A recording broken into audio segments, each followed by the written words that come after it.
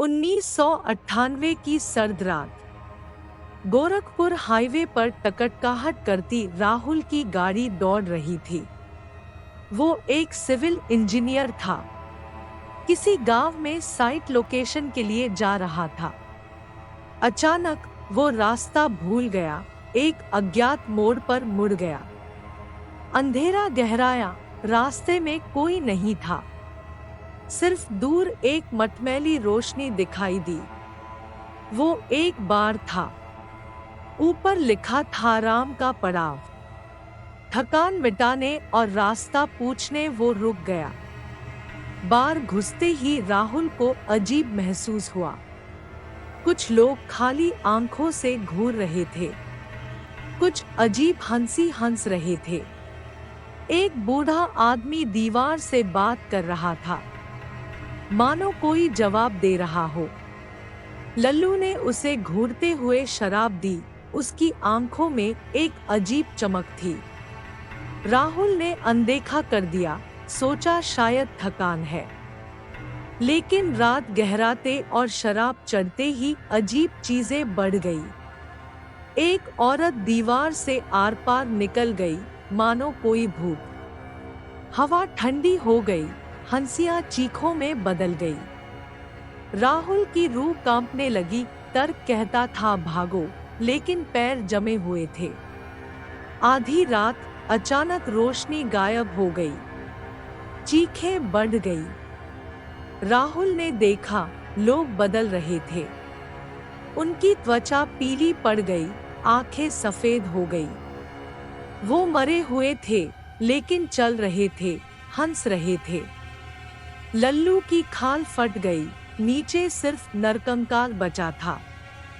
वो हंसते हुए राहुल की तरफ बढ़ा। चंपा, जो अब केवल एक भयानक आत्मा थी, उसकी तरफ देखकर फुसफुसाई, जल्दी भागो, सूर्योदय से पहले, नहीं तो तू भी इन जैसा हो जाएगा। राहुल का खून जम गया। वो बाहर भागा। बार का दरवाजा बंद था। वो छत पर चढ़ा, वहां से कूदकर भाग खड़ा हुआ। राहुल भागता रहा।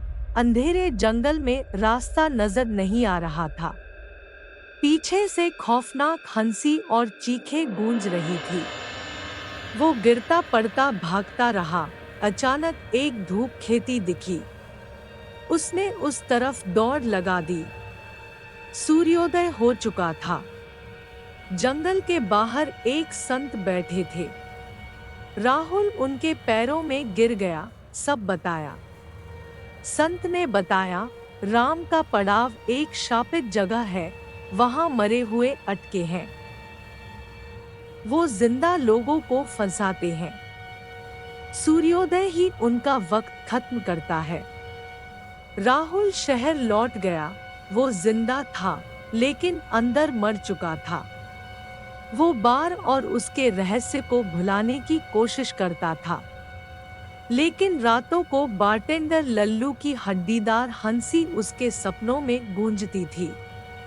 चंपा की उदास आंखें उसे सताती थी। वो हर रात जागता, पसीने से तरबतर। साल बीत गए, लेकिन एक रात फिर वही खौफनाक सपना। इस बार सपने में राम का पड़ाव जल रहा था, चीखें गूंज रही थी। चंपा हंस रही थी, लेकिन अब उसकी हंसी खुशी की नहीं, बदले की थी।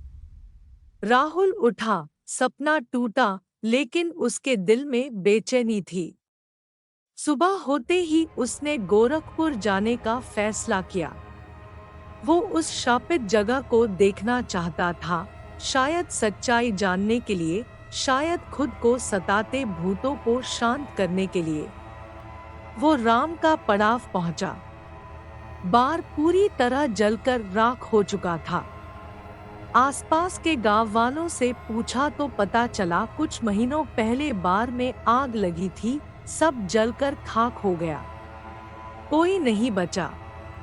राहुल को राहत मिली, लेकिन वो सचमुच में खुश नहीं हो पाया।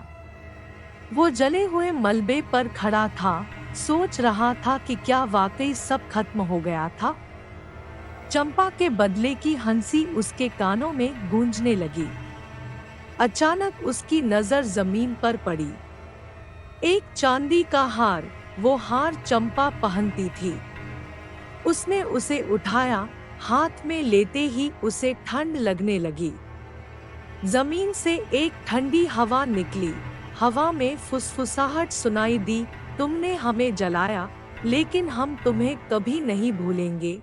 राहुल कांप उठा, उसने इधर-उधर देखा, लेकिन कुछ नहीं था। हवा थम गई, हार भी गर्म हो गया। क्या वो सिर्फ उसका ख्याल था या फिर?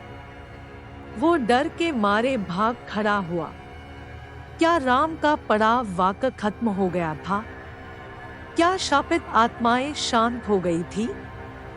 या फिर वो कहीं बाहर छिपी थी, इंतजार में कि कोई उन्हें फिर से मुक्त कर दे? राहुल के पास इसका जवाब नहीं था। वो सिर्फ इतना जानता था कि उस रात जो कुछ हुआ उसका असर उसकी जिंदगी पर हमेशा रहेगा।